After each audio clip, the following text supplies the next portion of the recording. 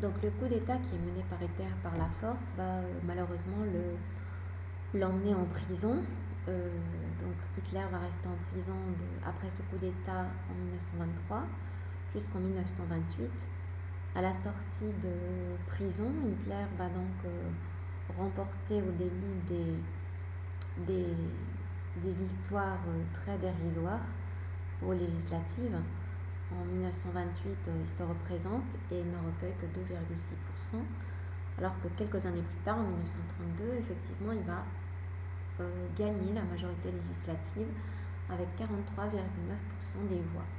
Par conséquent, à la suite de cela, le 30 janvier 1933, le président de la République, maréchal Hindenburg, nomme Hitler chancelier, c'est-à-dire chef de gouvernement. Donc vous vous rendez compte que Mussolini comme Hitler arrivent au pouvoir d'une manière démocratique, mais en tout cas légale. Donc pour résumer dans cette première partie, on peut dire que les régimes totalitaires naissent ou sont la conséquence de deux choses principalement. Première des causes de la guerre, qui laisse les populations un petit peu dégoûtées de cette guerre et donc vont essayer de trouver des solutions ou des hommes emblématiques. Et deuxièmement, la crise économique qui frappe tous les pays européens à la suite du krach de la bourse de New York. Alors, donc ça c'est pour notre première partie. On parle un petit peu des points communs que l'on peut trouver dans ces régime totalitaire. Alors, première chose, donc vous pouvez noter en petit a, c'est que il s'agit de régimes où un seul parti est autorisé et un seul chef est légitime. Alors, dans ces différents régimes totalitaires, un seul parti est autorisé. La démocratie, quand elle existait en tout cas, est mise à mort puisque visiblement il n'y a plus ce qu'on appelle du pluralisme politique. On ne peut pas lire entre un parti et un autre, ça va de soi. En Allemagne, par exemple, tous les partis politiques sont interdits à partir de juin 1933. Et le seul parti autorisé étant le parti nazi avec son symbole caractéristique qui est la croix gammée. En plus de cela, Hitler est le chef et donc a un rôle tout puissant. Très vite, en 1934, c'est Hitler qui va prendre la place du président Hindenburg qui vient de mourir. Dans la propagande officielle de Hitler, donc, il se présente comme le Führer, comme le chef. Vous l'avez vu dans le film aussi, ce Führer, ce chef, donc, fait l'objet d'un culte de la personnalité et il est souvent représenté comme le héros, le sauveur de l'Allemagne. Alors, ces caractéristiques se retrouvent également en Italie et en URSS. En Italie, le seul parti autorisé est le parti fasciste, dont ses sigles c'est PNF, et il est autorisé à partir de 1929, au moment où Mussolini décide d'adopter ce qu'il appelle les lois fascistissimes, qui en gros transforment la monarchie italienne dans une véritable dictature. En gros, ces lois fascistissimes mettent Mussolini à la tête du pouvoir uniquement. Mussolini, comme Hitler, bien sûr, va se nommer le guide. En italien, lui aussi fait un objet du culte de la personnalité. En Italie, Mussolini est le plus fort. Mussolini a toujours raison.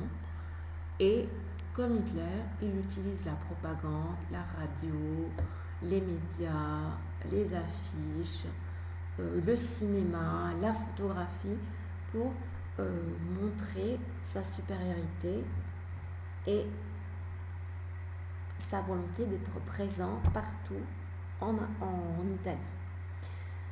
En URSS, depuis la révolution de 1917, Le Parti communiste, vous le savez, est le seul autorisé. De plus, il faut dire que Staline, comme Lénine l'avait déjà fait avant lui, fait aussi du culte de la personnalité. Il est également surnommé le guide, en russe le Vodj, V-O-D-G, donc le Vodj, et on l'appelle, vous vous souvenez, on a vu pas mal d'affiches de propagande quand vous étiez en troisième, on l'appelle donc le petit père des peuples. Ensuite, donc ça c'est en ce qui concerne un seul parti, un seul chef. Deuxième trait de ressemblance entre ces différents régimes totalitaires, c'est que ce sont des régimes où la population est embrigadée et endoctrinée, contrôlée, je dirais, et manipulée également. Alors, dans les régimes totalitaires, la population est donc embrigadée. L'embrigadement, ça veut dire l'encadrement et le contrôle par des structures collectives qui sont dirigées par l'État, ou par le chef de l'État. Cet embrigadement débute dès le plus jeune âge.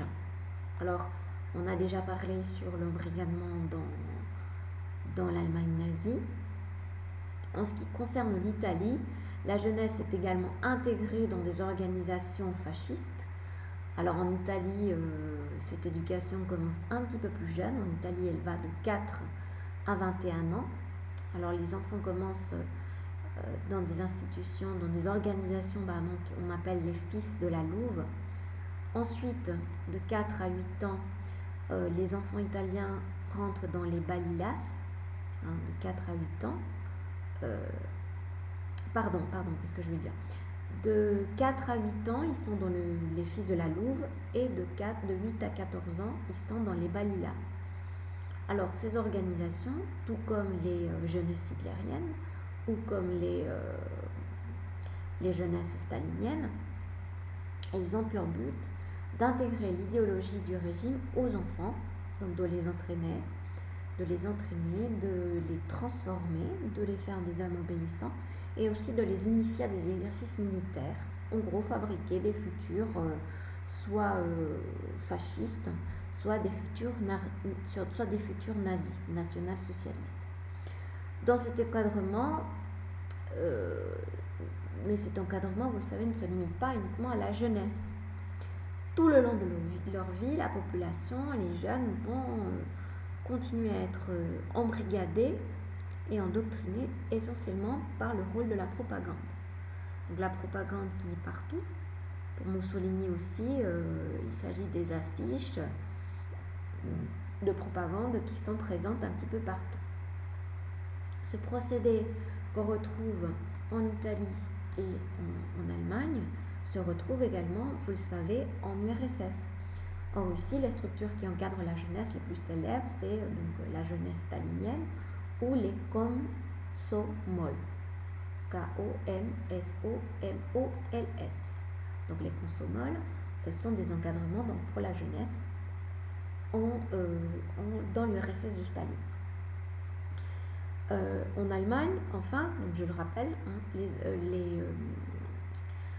les jeunes sont encadrés dans les fameuses jeunesses hitlériennes, où là, la particularité, c'est qu'on enseigne aux enfants à devenir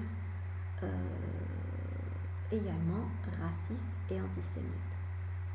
Enfin, un troisième trait, bien sûr, c'est l'utilisation qui caractérise, on va dire, qui met ensemble ces trois régimes totalitaires, c'est l'utilisation de la police politique et la terreur de masse.